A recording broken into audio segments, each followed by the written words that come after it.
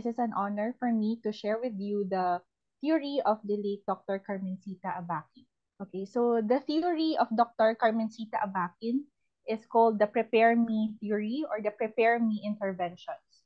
So these are the sets of holistic nursing interventions for cancer patients.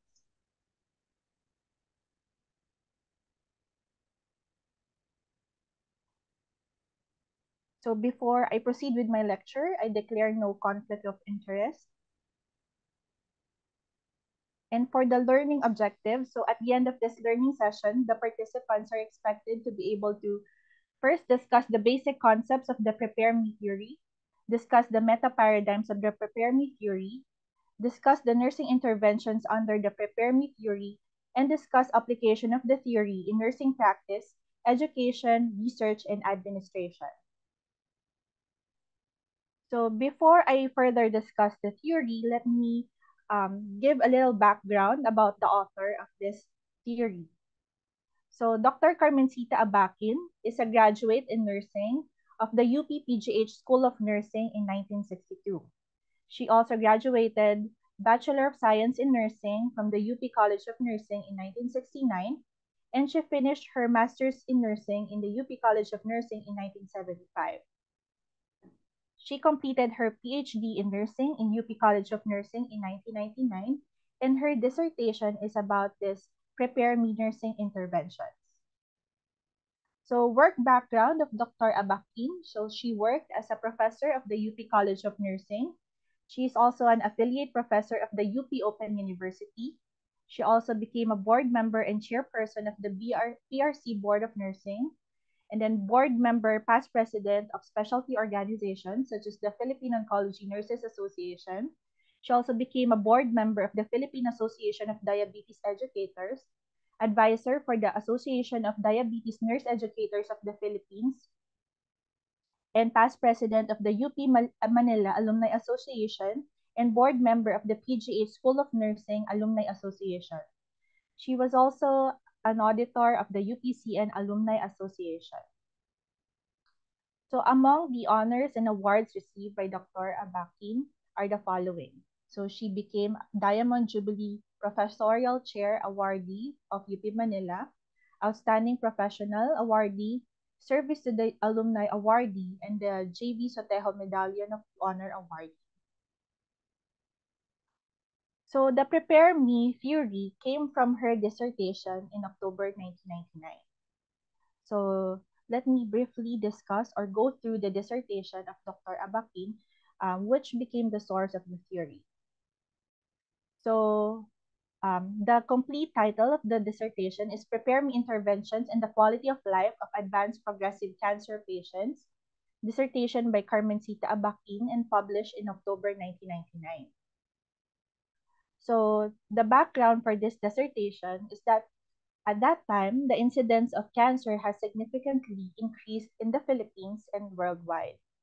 And cancer has been associated with multifaceted issues and concerns regardless of stage of development. And patients with advanced progressive cancer have more complex needs. Therefore, there is a need to develop interventions that can address their needs, especially those concerning their ability to be in control and maintaining their dignity. So, Dr. Abaquin's research, the main objective was to determine the effects of holistic nursing interventions called Prepare Me. So that's Prepare Me is an acronym. So for patients with advanced progressive cancer. So these are the specific research objectives. So first, to describe the socio-demographic profiles of patients with advanced progressive cancer, to identify the current physical, psychological, and spiritual concerns of adult patients with advanced progressive cancer. Third, to determine the difference in the quality of life of patients before and after Prepare Me nursing interventions, and to determine the efficacy of Prepare Me nursing interventions in improving the quality of life among patients with advanced progressive cancer. And lastly, to determine the factors that will facilitate the attainment of the patient's quality of life.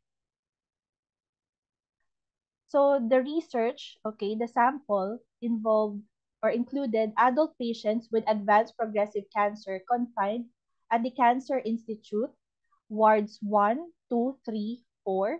So wards 1, 2, 3, 4, those are medicine and surgical wards.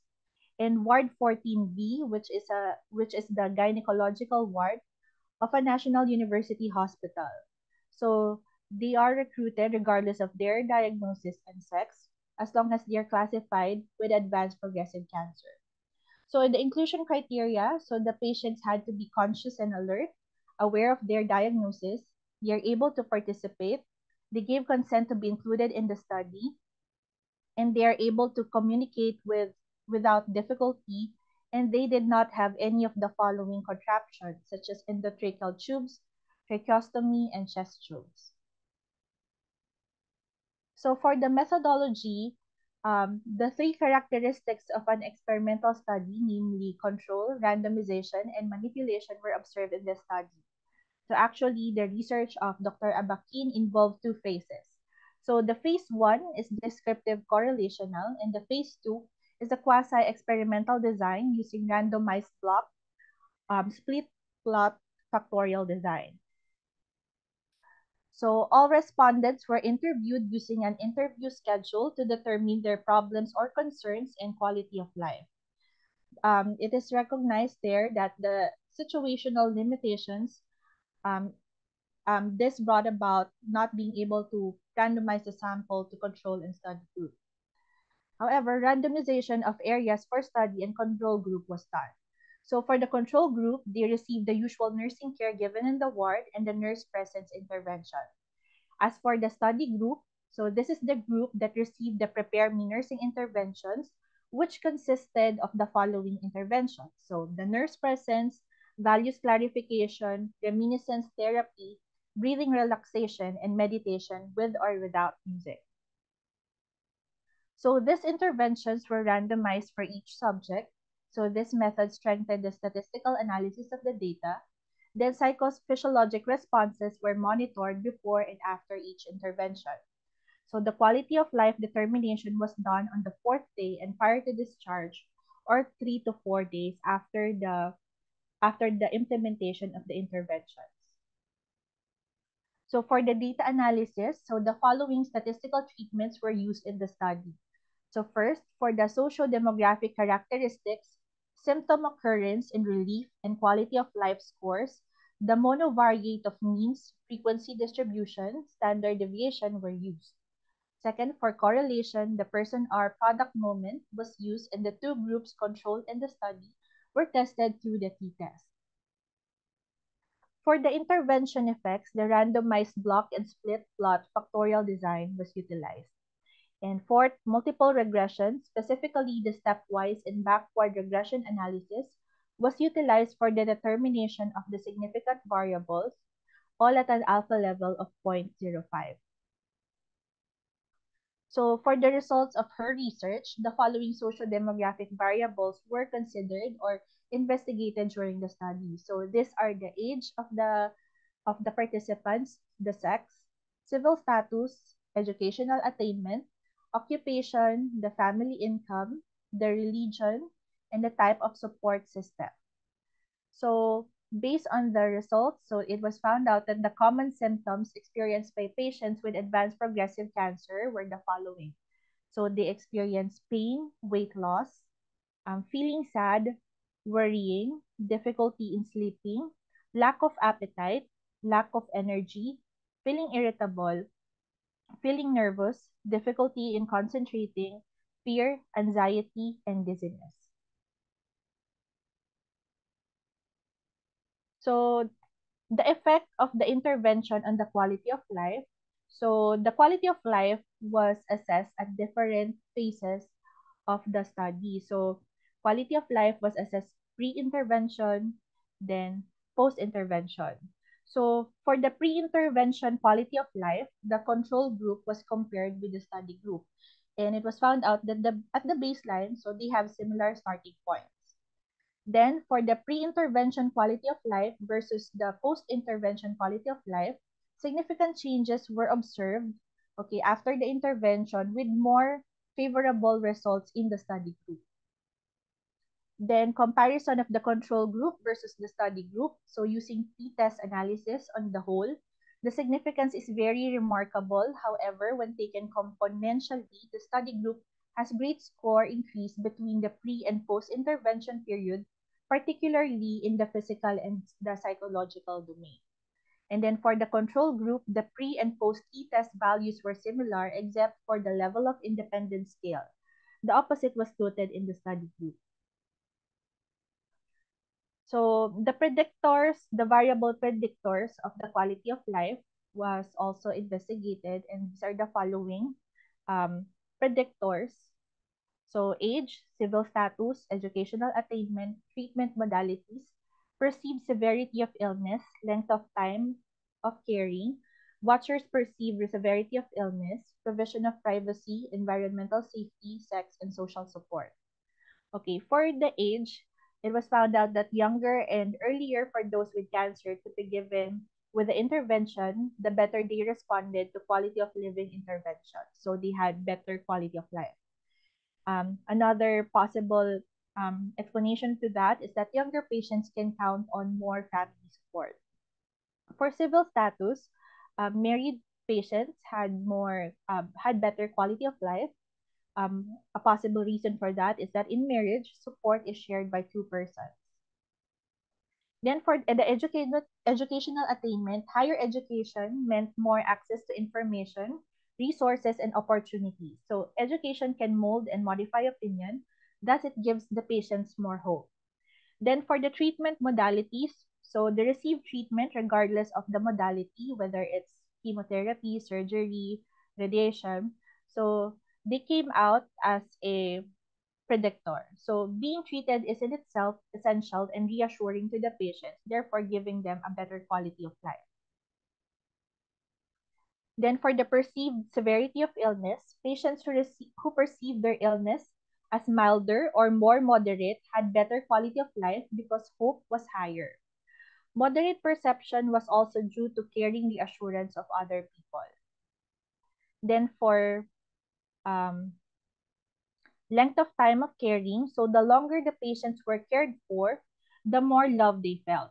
So care comes with attention, and attention alleviated discomfort. So one of the reasons the Prepare Me interventions um, were deemed effective because it was ample time was given in the administration of the interventions before the participants were evaluated post-intervention. Then, for the watchers' perceived severity of patient's illness, the more hopeful and caring the watchers were, the participants um, felt better or they had better quality of life. So, in a way, it's like the emotions of the watchers, okay, transcends or transfers to the patients. Okay, another predictor would be the privacy. So, patients felt more at ease when their privacy is respected. So this has also become a factor in the interventions or the administration of the Prepare Me interventions. So in conclusion, so based on the quality of life and symptom relief scores, which were subjected to several tests, the following conclusions may be drawn in response to the research problems um, posed by Dr. Abakin. So first, during the pre-intervention period, both groups were comparable in terms of the different components in the total quality of life scores. However, there is a significant difference in the relief of symptoms and quality of life between the study and the control group during the post-intervention period, particularly at the physical, psychological, spiritual, and level of independence components of the quality of life. So again, meaning the patients in the study group, okay, after the interventions or post-interventions, they had better quality of life. And there are also factors that significantly facilitated improvement in quality of life of patients with advanced and progressive cancer, as shown in the study. So again, these are the age, perceived severity of illness, length of time caring for the patient, provision of privacy, civil status, educational attainment, duration of illness, treatment, watchers' perceived severity, sex, social support, and safety of the environment. Okay, so now let's discuss the basic concepts of the nursing theory, okay, particularly the Prepare Me interventions. So the basic concepts involved here are the goal of nursing and the definition of the prepare me. So the goal of nursing care, okay, is to improve the quality of life for advanced stage cancer patients despite their current situation. And the idea here is that the Prepare Me intervention should provide holistic nursing care that would address the multidimensional problems that the cancer patients face. So, Prepare Me. So, again, this is a set of nursing interventions provided to address the multidimensional problems of cancer patients that can be given in any setting where patients choose to be confined. So, this program emphasizes a holistic approach to nursing care. So this is the conceptual model. So the Prepare Me is an acronym to a set of interventions. So these are presence, reminisce therapy, prayer, relaxation activities, meditation, and values clarification.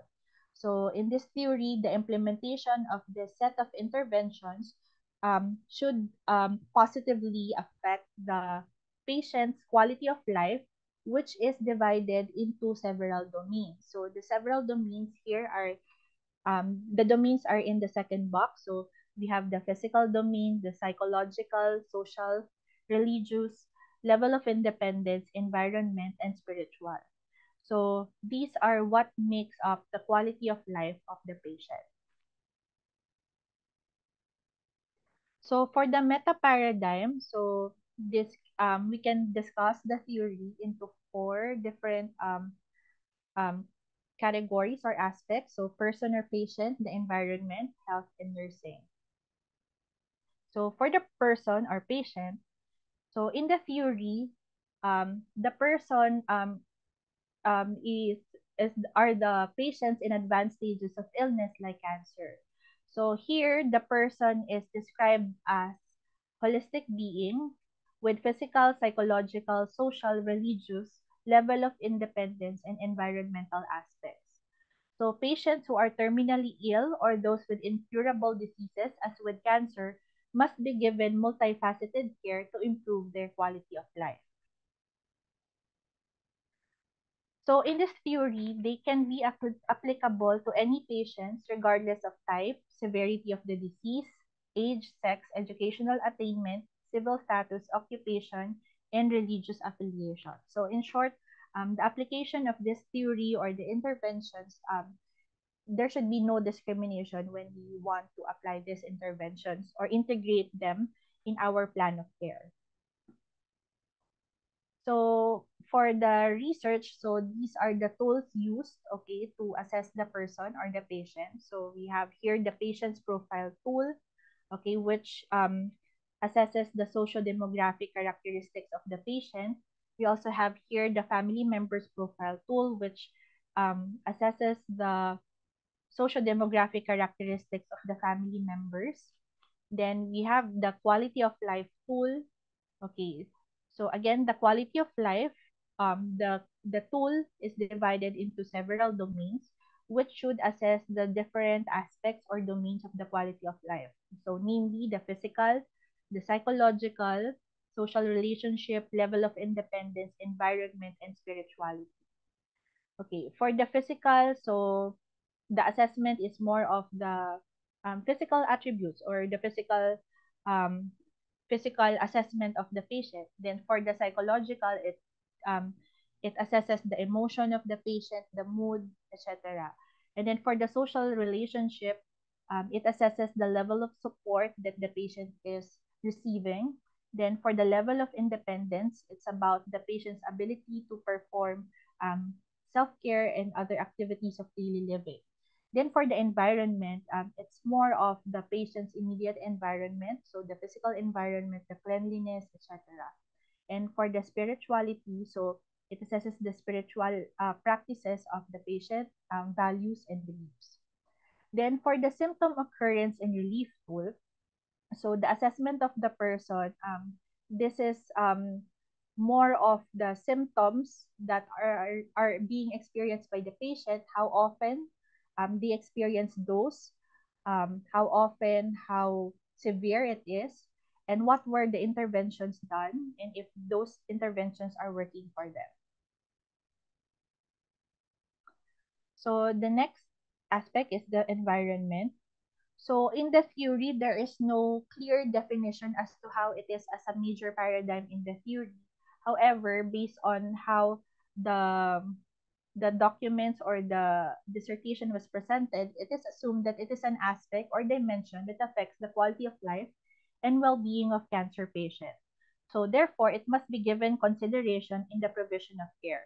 So the environment, it includes not only the physical environment, like how clean or how peaceful the surroundings are, but it also reflects or refers to the moral support from the loved ones of the patient, so from the friends and family of the patient.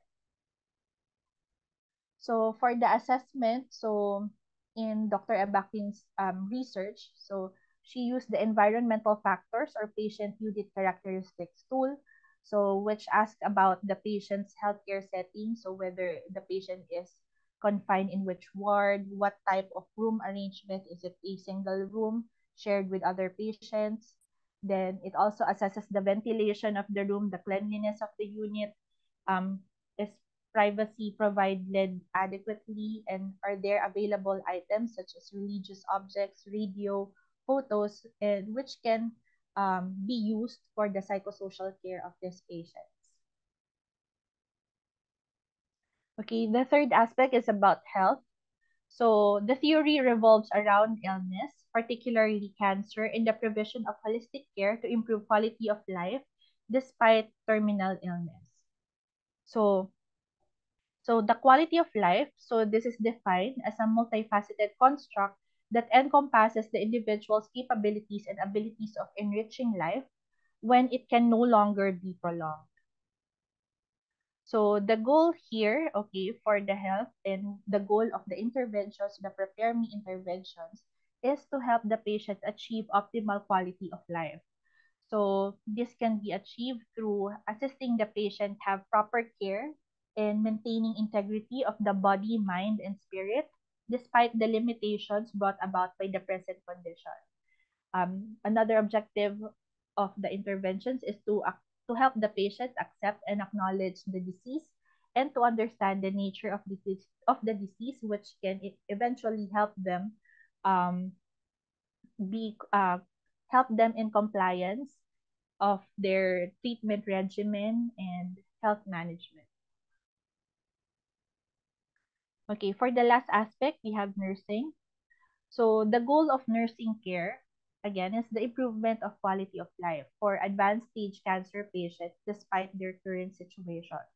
So especially for cancer patients where cure is not feasible or it's not possible anymore. Okay, at the best that we can do for them is to have them live a quality of life. So the concept of the theory is to provide holistic nursing care in addressing the multidimensional problems that cancer patients face, and this is summarized in the acronym Prepare Me. So again, the Prepare Me, so we have here presence, reminiscence therapy, prayer, relaxation activities, meditation, and values clarification.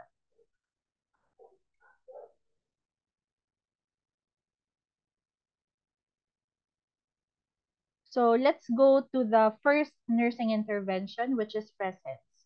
So for presence, it means being with another person during the times of need. So it also meant therapeutic communication, providing active listening, and touch therapy. Okay. Sometimes in the when we talk about presence, it's not just about talking to the patient, but actually how we present as nurses, how we present ourselves to the patients. So that's actually already an intervention. So for the presence, okay, so actually Dr. Abakin developed protocols for each of the nursing intervention, which can be followed by the nurses, okay, when they implement these interventions in the ward. So, so examples of the behavioral activities under the presence protocol checklist. So first is to establish the rapport with the patient. Okay, establish the purpose of the interaction with the patient. Um, the nurse should display interest for the patient, encourage expression of feelings, focus completely on the interaction by suppressing prejudice, bias, assumptions, preoccupying personal concerns, and other distractions.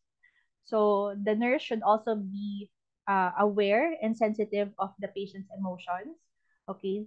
Demonstrate awareness of physical stance conveying nonverbal messages. So it's not just about listening to what the patient is saying, but also observing their behavior, okay, and getting nonverbal cues from those.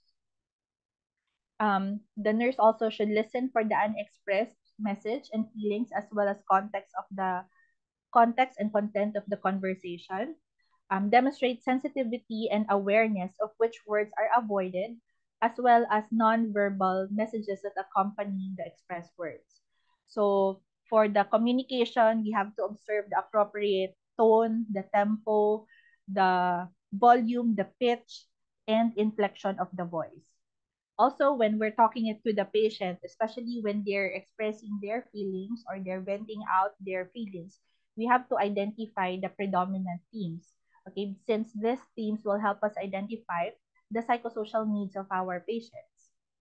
Then determine the meaning of the message by reflecting on attitudes, past experiences, and the current situation. Okay, then time a response so that it reflects understanding of the received message. Okay, it's also important that we give feedback or clarify the message through the use of questions and feedback. Then verify understanding of message and use a series of interactions to discover the meaning of behavior. Also, aside from listening to the patients, okay, identify also facilitators in communication as well as barriers to communication. Okay, so for the next intervention is the reminisce therapy. So reminisce therapy, okay, from the word reminisce, which means remember or recall. So here, it means recall of past experiences, feelings, and thoughts to facilitate adaptation to present circumstances. So activities under reminisce therapy include the following. So first, encourage patient to choose a comfortable setting where you and the patient um, can talk comfortably. Then set aside adequate time with the patient. Encourage verbal expression of both positive and negative feelings about past events. Ask open-ended questions about past events. Encourage writing of past events if possible or if the patient is able to. Then use communication skills such as focusing, reflecting, and restating to develop the relationship with the patient. Then comment on the affective quality accompanying the memories in an emphatic manner. Use direct questions to refocus back to life events if patient digresses. So, inform family members of the benefits of reminiscence. So, even though the patient is not available, or if, even though the healthcare provider or the nurse is not available to talk to the patient, at least we can involve the family members or help them or assist them on how they're going to recall past experiences with the patient. Then gauge the length of the session by the patient's attention span. Okay, so I think it's important, not just in reminisce therapy, but also in other interventions that we consider the attention span of our patients or how much time are we going to spend in the doing an intervention. Kasi remember, we also need to prioritize what is the priority needs or what are the priority nursing problems that we have to address when taking care of the patients.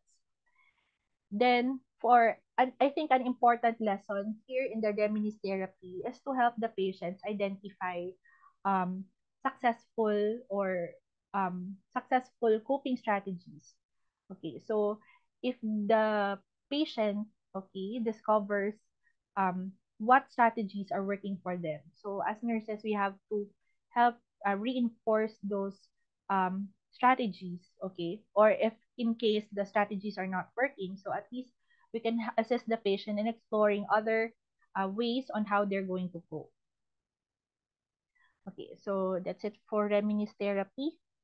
So, okay, so prayer. So, prayer, so I think that's very self-explanatory. So, the importance here is to identify first what are the religious affiliation of the patients. Okay, what are their spiritual practices or religious practices? So, how can we help them um, practice their spiritual practices uh, as long as it doesn't interfere with their therapeutic management, or try to find a middle ground between their spiritual practice and their treatment regimen. So for the prayer, so important that we provide them with privacy, okay, demonstrate respect, okay, and try to, okay, not to let's try not to impose on the faith or values of on our patients. Okay, so for the relaxation activities, so these are techniques to encourage and elicit relaxation for the purpose of decreasing undesirable signs and symptoms such as pain, muscle tension, and anxiety. So the most common relaxation activity that we often do with our patients is the breathing relaxation. So first, before we do the activity, okay, we always need to describe the activity to the patient and describe to them the rationale, okay, the benefits and the limits and types of relaxation available. Okay. Then determine whether any relaxation intervention in the past has been useful to them. Okay, then consider the patient's willingness to participate. So their ability to participate, their preferences, past experiences, and contraindications, if there are any, before selecting a specific relaxation strategy. Then provide detailed description of chosen relaxation intervention. Okay, and then when we do the relaxation activity itself, so we have to create a quiet, non-disrupting environment with dim lights and comfortable temperature when possible. Then position is important. We have to instruct the patient to um, assume a comfortable position, okay, and then the clothes should not be restrictive. Then individualize the content of the relaxation intervention. So again, so we have different ways of how we're going to relax. So kaya importante yung assessment. So kaya importante that we know what works for our patients and not. Or if it's not working, so importante din ang feedback of the patients after every activity. Then we should elicit the behavior that are conditioned to produce relaxation. So such as deep breathing, okay, abdominal breathing, or guided imagery or peaceful imaging. Then instruct patient to relax, let the sensation happen. Okay.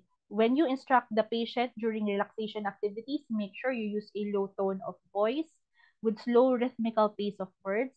Demonstrate and practice the relaxation technique with the patient, and encourage return demonstration of the technique if possible.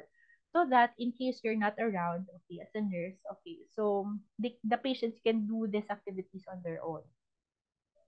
Then encourage control of when the relaxation technique is performed. Then regularly evaluate report of the individual's response to the relaxation activity. So part of the evaluation is of course, the verbal report of the patient, and then we also need to monitor for their physiologic response, so the vital signs of the patient, so heart rate, blood pressure. Okay, we also need to assess the skin temperature of the patient and um, assess for presence of muscle tension. Then, if it's working, okay, if those activities are working, so let's plan to provide regular reinforcement for the use of these activities, okay, by using praising efforts and acknowledging possible outcomes. Okay, so another intervention under Prepare Me is the meditation. So for the meditation, so this encourages an illicit form of relaxation for the purpose of altering patient's level of awareness by focusing on an image or thought to facilitate inner sight, which help establish connection and relationship with God. So they may be done through the use of music and other relaxation techniques. So for the meditation, so we have to set the environment. So the environment should be quiet. Okay, then instruct the patient to sit comfortably. Then instruct the patient to close eyes if that's desirable for them. Then instruct them to relax their muscles. Okay, throughout the meditation. So A mental During meditation, a mental device is usually used. So, for example, a prayer can be repeated during the procedure to facilitate the meditation. So, instruct the patient to say the mental device or prayer word silently to self while breathing in and out of the nose. Then continue with the breathing exercises, focusing on the mental device chosen or the prayer word. So, when finished, instruct the patient to sit quietly for several minutes with eyes open. Then inform the patient to ignore distracting thoughts by returning to the mental device being used. Then inform the patient to perform the procedure once or twice daily or maybe 2 hours after meals. Okay, and then for the values clarification, so in values clarification, so the nurse assists another individual or the patient to clarify his own values about health and illness in order to facilitate effective decision-making skills. So through this, the patient develops an open mind that will facilitate acceptance of disease state or may help deepen or enhance values. So the process of values clarification helps one become internally consistent by uh, achieving closer between what we do and what we feel. So again, for the values clarification, so di ba internally we have our own moral compass, values and beliefs. So it means that what we're going to do, perform, okay. So that should be reflective of what we believe in the inside. So that's what is meant by the values clarification. Okay, so the activities under values clarification involves the following. So first, um, you have to educate the patient about ethical and legal aspects of free choice.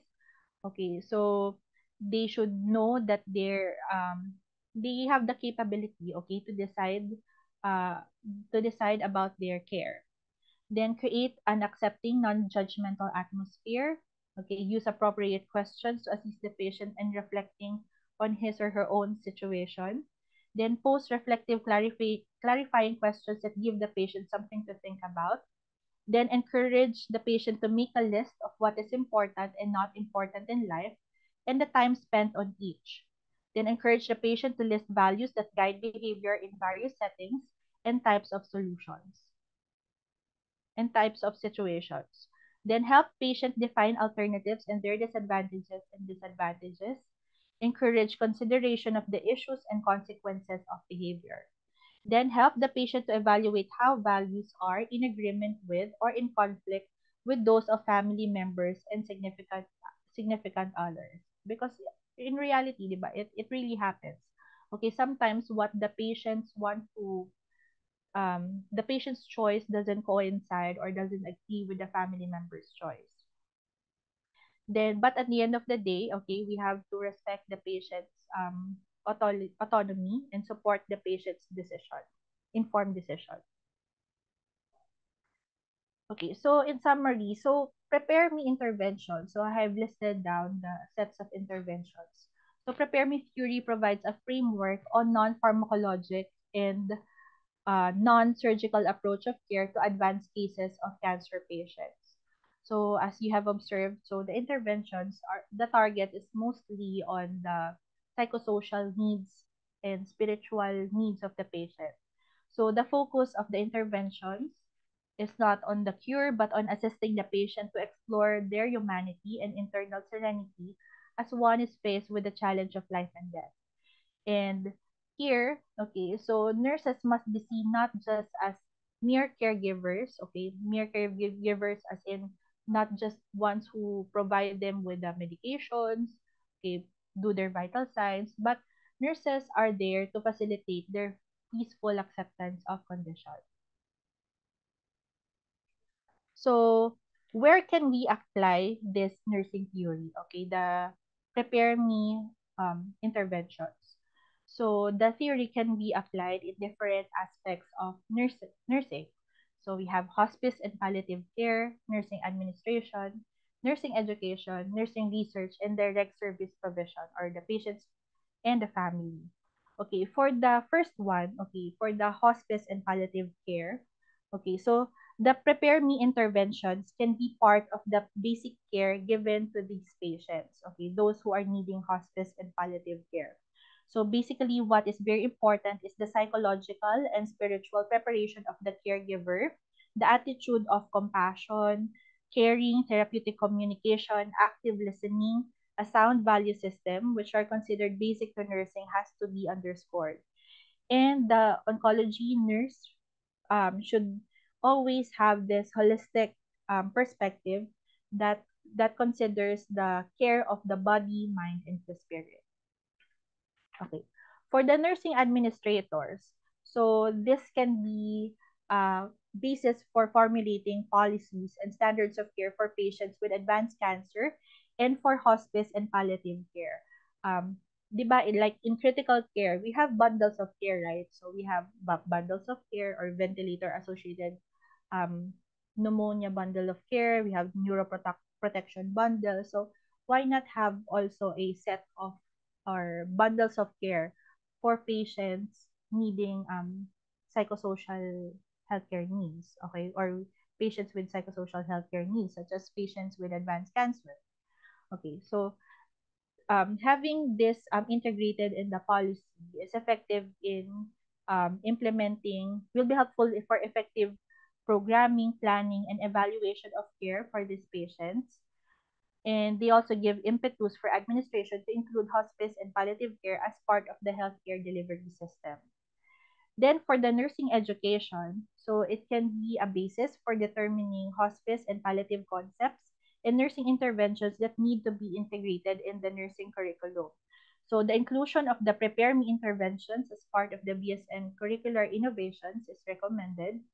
Then postgraduate training programs for hospice palliative care can also be developed with Prepare Me intervention as part of the care given to the patients with advanced progressive cancer, and the utilization of modules incorporating these interventions can be one of the strategies or methods utilized.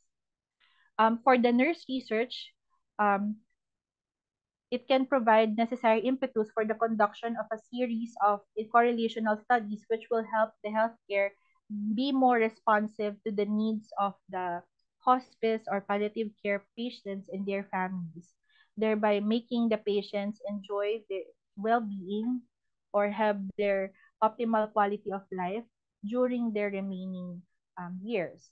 So one of the studies that can be done using the available data to determine the mitigating effect of symptom relief to quality of life. So the following studies can also be done.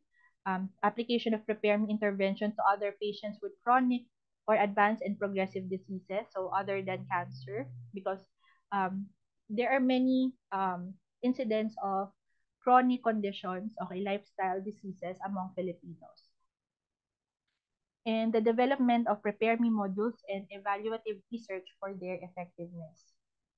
Okay, and then lastly, for the patients and their families, okay, the direct service provision. So, honest views and feedback regarding their perception can lead to improvement of service and communication between patients with advanced progressive cancer, their families, and the health team. So, this theory, okay, or this research by Dr. Abakin has shown that a supportive environment where patients with advanced progressive cancer and the terminally ill patients can attain dignity of dying with peace while their families are given the necessary support they need to cope with problems attended to the patient's illness and his or her needs and needed and valued by the patients. So the healthcare providers, the nurses, and the patient's family have to provide this kind of venue, whether in the home or in the healthcare setting. So support should be given not just to the patient but also to the family or caregivers to sustain the holistic perspective of care. So sensitivity, non-judgmental attitude, knowing when to use silence as one communicates with the patient is very important. And the family should also be trained to be able to care for their patients in the home setting. So in short, so the Prepare Me theory can be expanded to include caring not just for the cancer patients, but also for um, patients who are older adults, okay, gerontologic patients, okay, those with chronic conditions, with those with disabilities. So so that the patients, or so that the theory can be applicable to a more universal population. So that's it for my discussion of the nursing theory of Dr. Abakin. So there's no greater medicine, cure, healing, and comfort than unconditional love from a unified heart, mind, body, soul, and spirit. That's it. Thank you very much for listening.